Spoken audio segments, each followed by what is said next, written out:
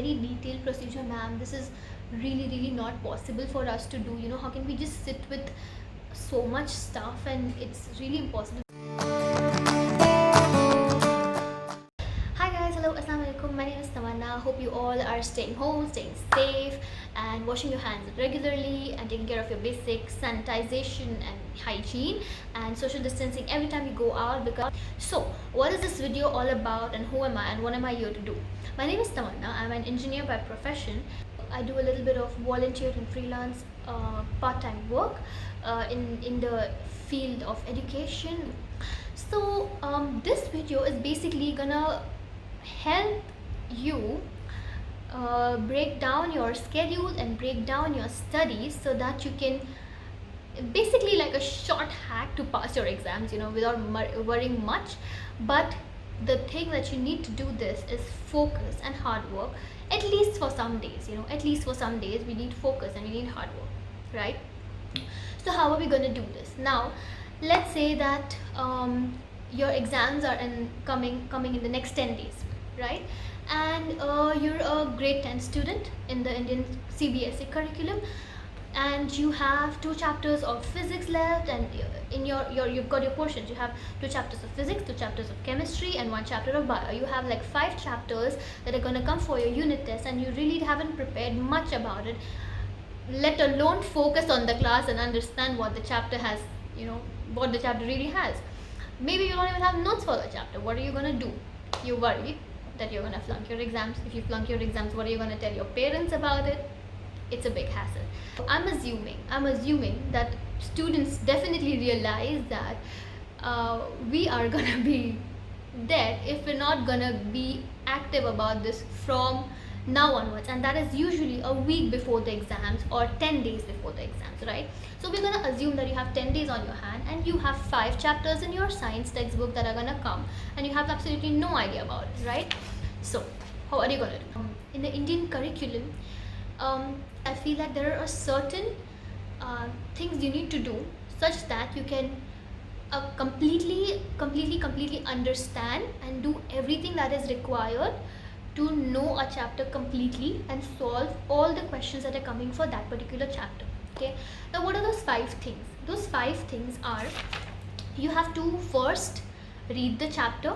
Number 1 is read the chapter and make notes of the definitions and the important formulas and the SI units or whatever, like the formula definitions. Okay, that's the first point. Read the chapter and make notes of the definitions and the formulas. First thing. Okay, second thing that you need to do to understand your chapter is that, obviously in the first point you're going to understand the logic of the chapter, what the chapter is saying. The second point, what you need to do is you have to do the question and answers that are there in your in-text questions, and the question answers that are there at the back of your textbook, right? So your textbook reading, terms, definitions, everything is done with these 2 points.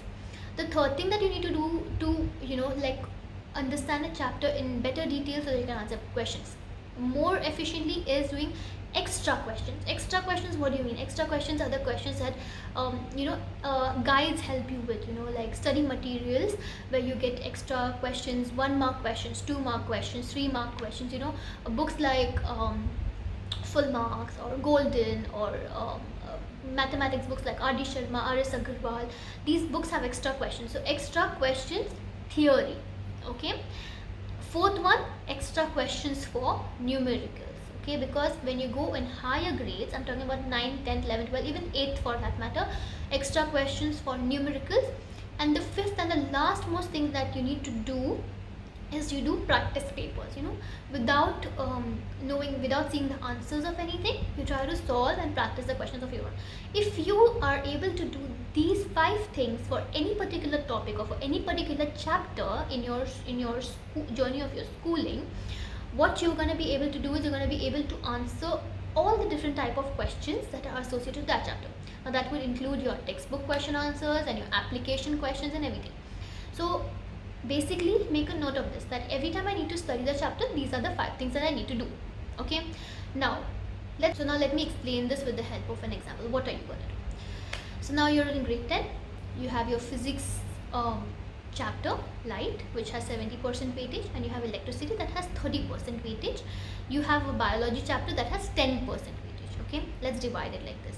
Or let's say another physics chapter that has 10% weightage. So 70, 20 and 10. Okay, the chapter that has 70% weightage, what are you gonna do? You're gonna read the chapter, you're gonna understand the chapter, you're gonna make the terms and definitions a note of it, and you're gonna keep it at one side.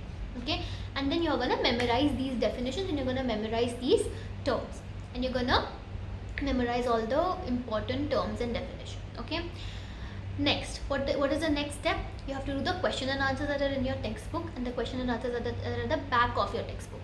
Okay, what is the third step? You have to do the extra question and answers, and you have to do the extra numericals from the books.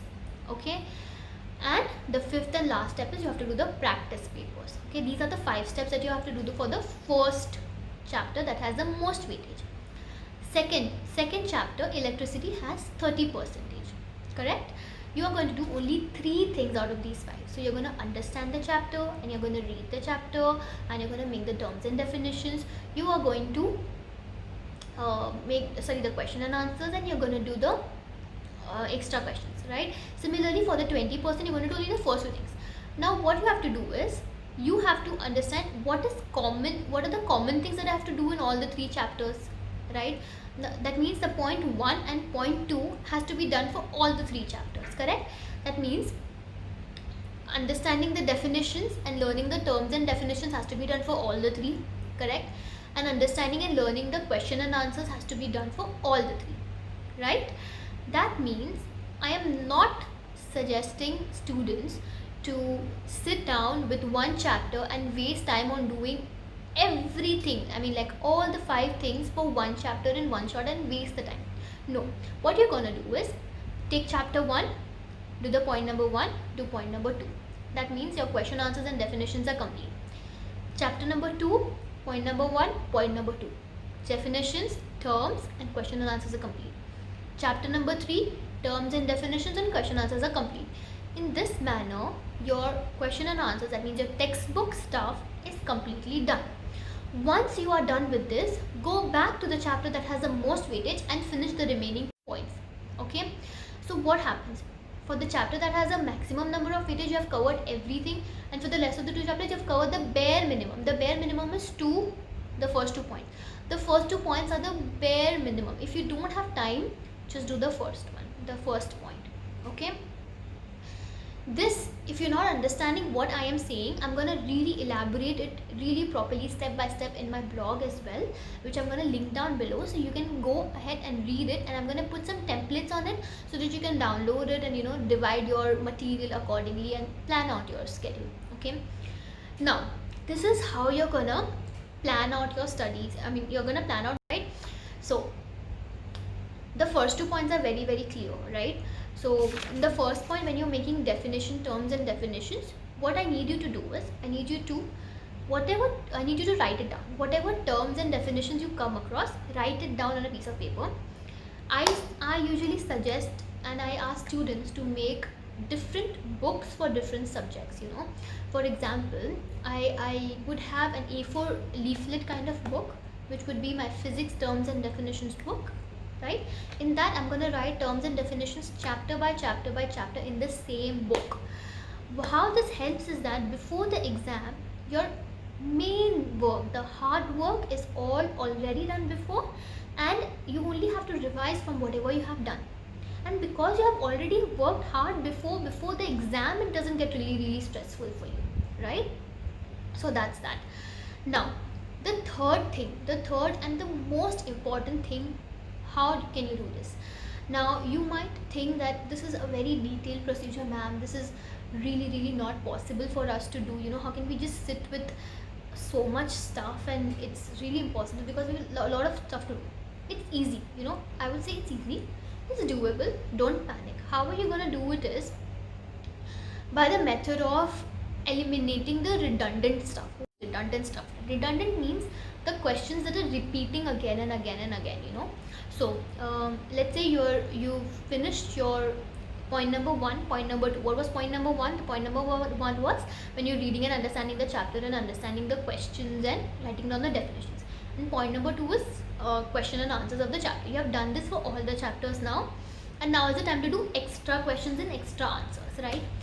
So you're gonna think that okay, let's say if you're giving a maths exam and everybody knows, if you are going to refer to R.D. Sharma or R.S. Agarwal, there's a lot of questions which is impossible to cover before the exams, right? But it's still recommended to practice those questions. So one might wonder, how on earth is anybody gonna finish all these questions? It's really impossible. It's not possible. When I was in school, I used to also think the same way, until one of my teachers suggested that you really don't need to solve all the questions, right? Okay, so what is important is to understand the logic and labor of the problem. What does logic and labor of the problem mean? Understand what concept it is related to, and understand that what question is of what type. Okay, most of the times in reference books, what happens is they're gonna twist the same question again and again in different ways and ask you to solve it. And in many of the questions, there are sometimes questions which are gonna be like, find the area for the following, and there are going to be four types, four measurements given under the same question. So for such kind of questions, you don't need to really sit and solve all the four questions. Just solve the last one, because the last one is usually the hardest one. Always notice this. I've always seen this in all the textbooks, that there are four options given to you in a question. The fourth one is probably going to be the most difficult one, so just solve the third and the fourth one, leave the first and the second one out, right? In reference books, if you are seeing that the same questions are being repeated with different measurements, and if you have understood that this is the same type of problem as this, don't do it. You don't need to really sit and break your head on similar type of problems. You really don't need to waste that time. Okay, the idea and the concept is that you need to cover all type of questions, so that your logical thinking and the way you solve the questions increases. Okay, so that's the basic idea of how you have to study before your exam, so that you can pass your exams, the bare minimum you can do. Okay, if all this is still not making sense to you, the most important, like in Gulf, I have seen, I'm not sure about India, but in Gulf I've seen that when students are nearing their exams, teachers usually provide them with worksheets and sample papers and stuff, which are which kind of help them get through the exam. Most of the questions would be similar.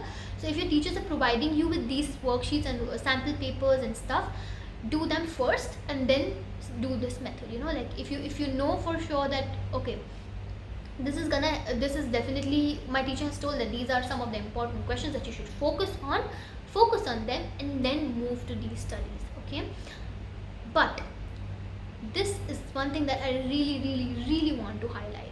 Okay, see, studying is not mugging up. Okay, if you're given a worksheet, or if you're being spoon fed a sheet of paper and you know that questions are going to come from it, I would really not recommend you to mug up that entire thing and puke it in your paper without even understanding it. Okay, even if your teacher has given you a paper that is, let's say, the same paper is going to come in your exam, don't mug it up until and unless you do the step 1 of what I have taught you.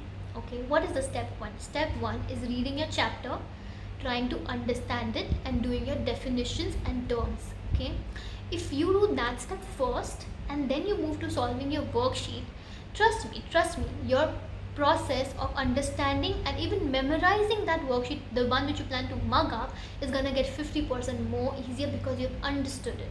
Okay, and if you think that understanding is really difficult now because you've probably not focused in your class, or you've not understood, probably you don't even have the notes for it, the world is open nowadays. It's a technologically driven world. There's a lot of good content available on internet. All you need to do is get out there, tell your parents, please help me find material to understand this. There are so many beautiful YouTubers that are making good videos and explaining contents to students that they can really really use to understand the stuff that they did not cover up in school or in extra classes. Okay, this method that I have taught you, I have religiously followed all my academic life, and whether I scored well or whether I did not score well, it definitely helped me instill a sense of organizing my work in a better way and being more disciplined, right?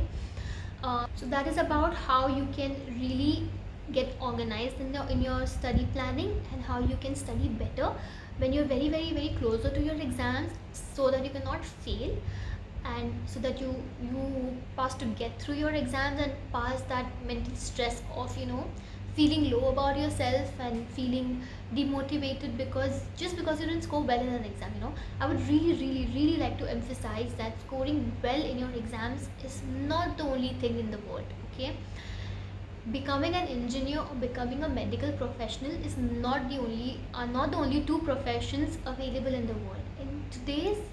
In today's century, in today's era, there are many professions open which might not require you to mug up formulas or mug up insane amount of question and answers or whatever.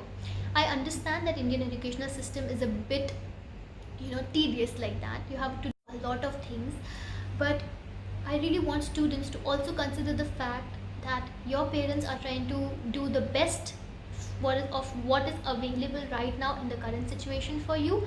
And through this platform, I would really mainly like to try and not just help students score better, but also we should always, at the end of every video, I feel like we should be always able to walk away with an understanding that scoring 100% marks is not really essential. What is essential is developing a certain level of discipline in your life, because these little milestones that you achieved, they remind you in future of how you did them. The process of achieving little milestones is important, right? So your little milestone in school could be finishing a chapter on physics chapter, or understanding this concept at this point of time today. If you were able to do that, it will instill this sense of focus and patience and hard work in you, which is definitely going to help you in your life future. Okay, so success and discipline go hand in hand, and I'm going to end it on this note today. And I hope all the students who are watching this and all the parents who are watching this got to learn something from me today. And I hope to make more videos explaining how to study better and how you can actually sit and learn different concepts in different fields, also explaining some of the chapters in details. And if you guys need any sort of help from this platform, if you guys need me to explain any particular concept, I would be able to assist you on that. You can drop me emails, you can subscribe on my blog and write to me over there. I'm going to respond to your requests. You can even ask me for one-to-one Zoom sessions, and I'm available for those. Interact, and I hope you like my video, and please like, share and subscribe. This is all new to me, so I hope I can do some good with this platform, and I need your support for it. So please like, share and subscribe. I'm gonna link down my Instagram channel below, and I'm gonna link my blog below, and I'm gonna keep uploading some regular cheats and stuff on my Instagram channel, on my Instagram, I'm sorry. So you can check those out, and I'm gonna also keep posting solutions to various question and answers, and to various books, and whatever I have detailed in my video today is also going to be really elaborately explained on my blog, which I'm going to be putting up later in a few days. So please do read and give me your feedback, and I appreciate your feedback on whatever I do. So that's it for today. Assalamualaikum. Bye.